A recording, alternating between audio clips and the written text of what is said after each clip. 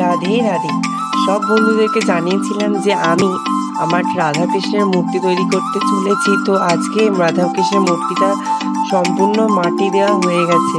তো আপনারা দেখতেই পাচ্ছেন কৃষ্ণের মূর্তিতেও মাটি দেওয়া গেছে, শ্রীমতী রাধারানীর মূর্তিতেও মাটি দেওয়া হয়ে গেছে। তো এখনো শ্রীকৃষ্ণের মানে মাথাটা লাগানো হয়নি আর হাত পাগুলো করা হয়নি।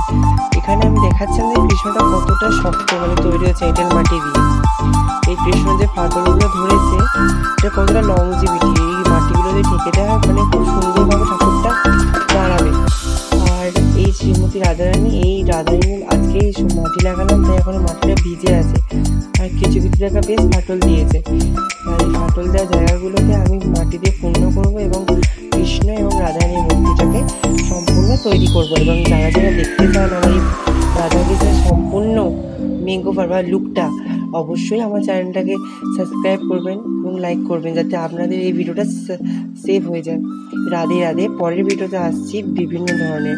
রাধে রাধে।